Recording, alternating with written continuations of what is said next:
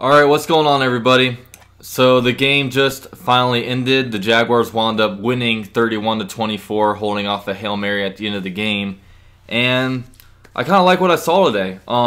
First off, I'll go ahead and talk about Leonard Fournette. One of my favorite things about Leonard Fournette this game wasn't necessarily his touchdown run, but right before his touchdown run, when you saw him do that spin move when he was right behind the left tackle. All offseason, one of the biggest knocks on Leonard Fournette was that he didn't really have much wiggle, but man, that just really shows how much agility he really had. Also, one thing I really like about him is just his yards after contact. It's like once the defender's in that position where he's able to tackle him, it's like he's able to drive an extra 3-4 yards before he goes down. So just getting that extra oomph on him, being able to fall forward. Every yard really counts, and I really like that out of him. Also, I noticed that when Fournette's in the game, it's like the offense almost changes.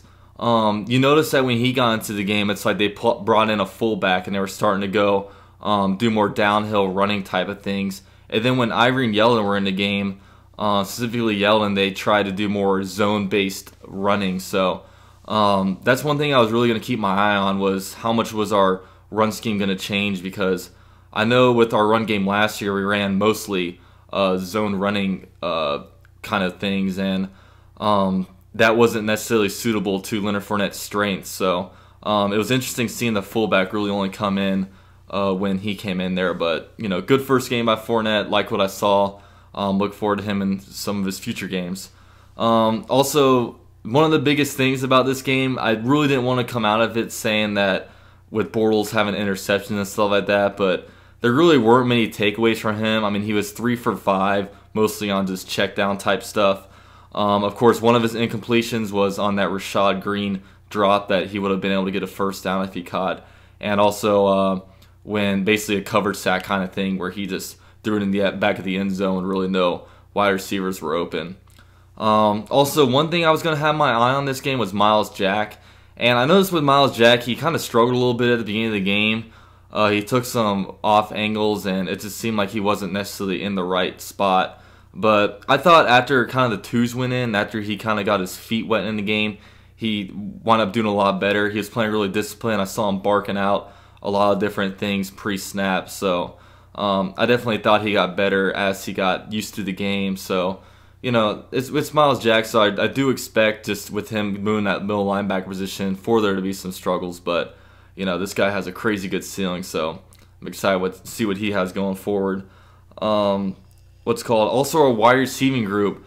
Obviously, there's a big competition right now for the number 5 and number 6 wide receiving spot. Pretty much those top 4 spots are taken with the Allen brothers, Marquise Lee, and D.D. Westbrook, but we don't know if we're going to keep 5 receivers, keep 6 receivers, but Green, with that drop, he definitely trended downwards. But then after we punted away, Ben had a really good special teams tackle, which is really his forte. I've really seen him being able to make the team with that.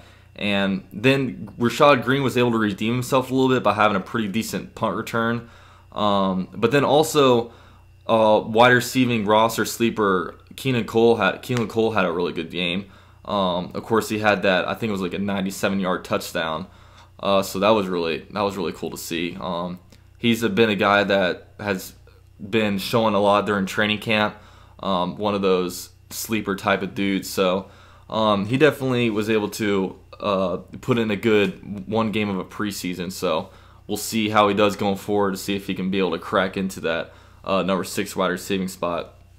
Also, another thing of note, our backup secondary kind of sucks. Of course, we're playing with our number 4, 5, and 6 cornerbacks starting, as Boye, Ramsey, and Coleman were out. But honestly, it's almost to be expected a little bit, just because on pretty much any team, if your 4, 5, 6 players are playing against, especially a team like the Patriots, they're going to be able to get exposed. So hopefully I don't think Colvin and Ramsey will be back next week, unfortunately, for the Bucs training camp practices and the game, but hopefully they'll be back during the 3rd preseason game when we host the Panthers.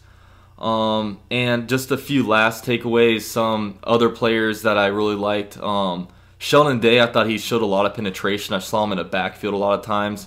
He wasn't necessarily able to get the tackle or sack, but he was able to get penetration and cause some disturbance in there, so that was pretty good.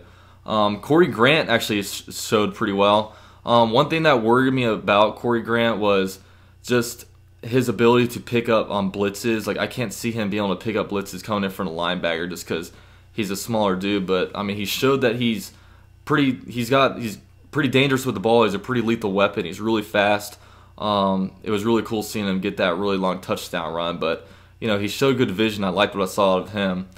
Obviously, like I said, Keelan Cole, Keenan or Keelan, I forget his first name, but Cole, the wide receiver, number 84, he looked really good. He had a lot of good catches.